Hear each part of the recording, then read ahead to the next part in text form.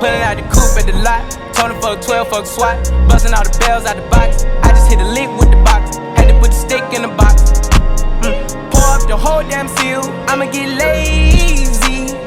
I got the mojo deals. We been trapping like the 80s. She said the nigga so. Got the cash out.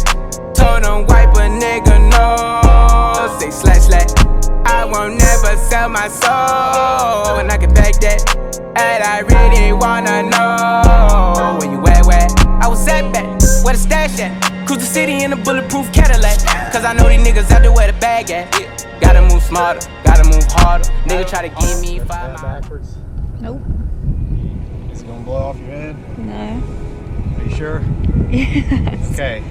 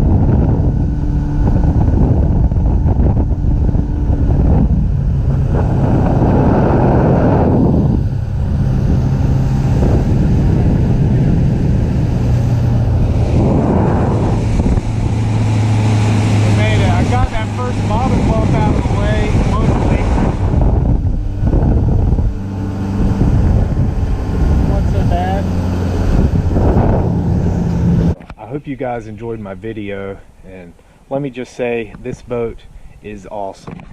I mean, I've been in the market for quite a while now trying to find the perfect boat, and you know, this one is a tunnel hull, and that was, you know, my number one is getting something that'll run shallow, and this definitely will. We proved it. We ran it in Sanders Creek at low tide, and I did bump bottom a little bit, but I do plan on getting a hydraulic jack plate for it. But it's so spacious. I mean, compared to the G3, like it's a night and day difference. I'll hop on board, just do a quick little walkthrough of the features. I mean, everybody's seen most bay boats have the jump seats here. Got your large jump seat underneath. Storage. The storage goes all the way back. So on the other side, they actually have the motor for the power pole. It does come with a couple rocket launcher rod holders. This was really unique to me. I didn't know how I felt about getting a center console that didn't have rod holders on each side, but really, I mean, look at all this space in this hatch in here. I mean, you could put a porta potty in there if you want to. Chelsea's already been in there. She didn't use the bathroom, thank God, but you know, all the storage boxes up here insulated. I've just never had anything quite this nice. I mean, it's a dream come true. You've got your other live well here, and I really like how the casting platform up here, you know, it doesn't step down. It's raised all the way up, you know, much like a flats boat.